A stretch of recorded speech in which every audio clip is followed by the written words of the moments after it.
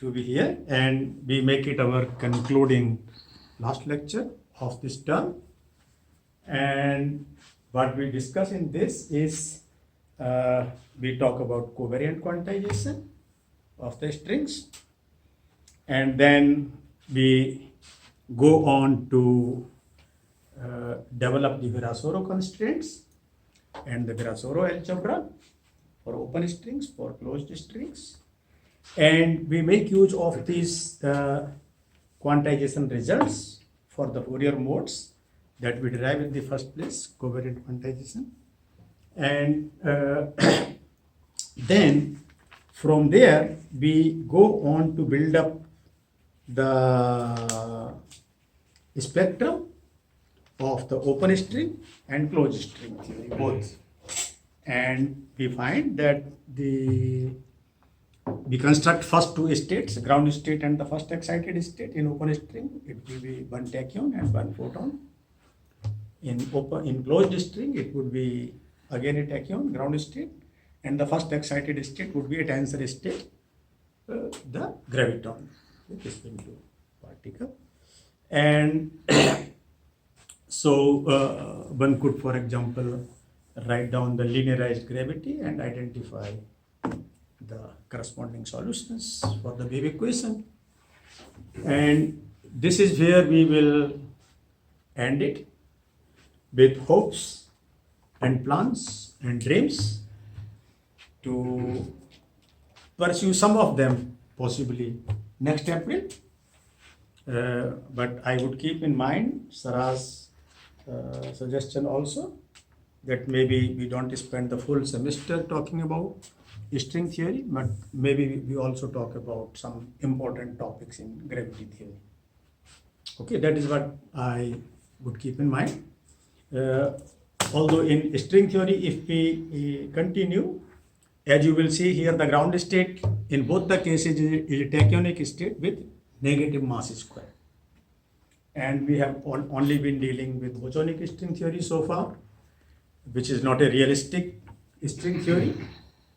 So the realistic string theory is a superstring, and if we construct those similar solutions in the superstring theory, for which I would introduce some supersymmetry in different possible ways, on the bird seed or on the space-time manifold or on both.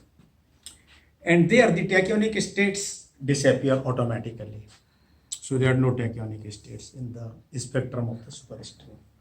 And possibly we do them. It depends on the interest of our audience and the students. We go accordingly. Okay. I would keep an open mind, keep things ready. Also a few things in gravity theory, some interesting topics, because you have many experts here on gravity theory. So, but we can, it's a vast thing, we can pick up a few interesting things. Okay. All right. So then we start with our, and I would try not to stress things too much, so that we stay reasonably within 90 to less than 100 minutes, if possible. So very good. So I don't write down the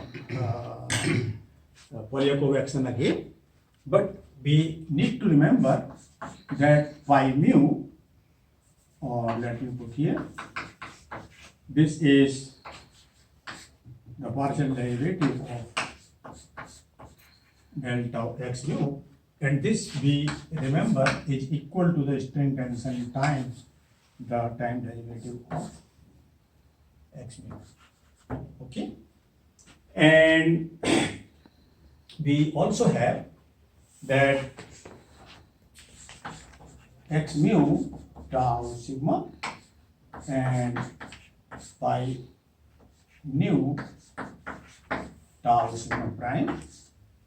So equal word seed time commutation relations, and this is minus plus iota eta mu nu times delta of sigma minus sigma prime, and of course x mu x nu is 0 and phi nu is 0. I suppress the arguments in the last two results.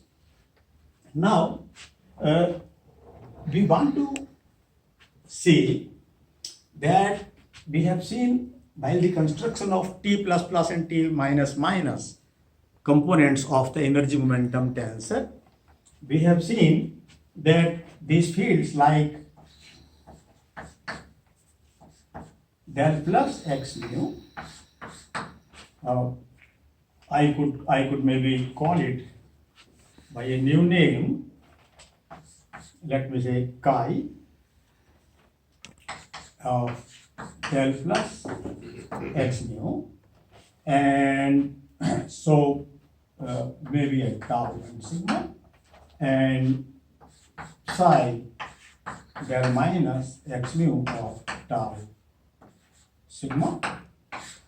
So one finds that the life becomes much more easier if one talks in terms of del plus x mu and del minus x mu kind of fields. And then, so let me first write down del plus x mu of tau sigma, and or I could write it here, del plus x mu tau and sigma, and del plus prime x nu tau and sigma prime. One could evaluate this, so this equal word seed time commutation relations for these fields del plus x mu and at tau and sigma, del plus x mu at tau and sigma prime.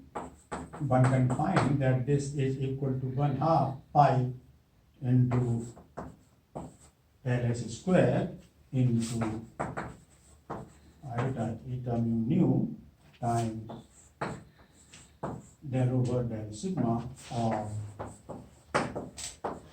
delta of sigma minus sigma prime. Another important result is del minus of x mu at tau and sigma, and del minus prime x nu of tau and sigma prime. This is equal to pi by 2 ls square minus iota eta mu nu times del over del sigma of delta sigma minus sigma prime, and one more del plus x mu tau sigma with del minus prime x nu of tau sigma prime. This is 0 with plus minus or minus x mu tau sigma and del plus prime x nu of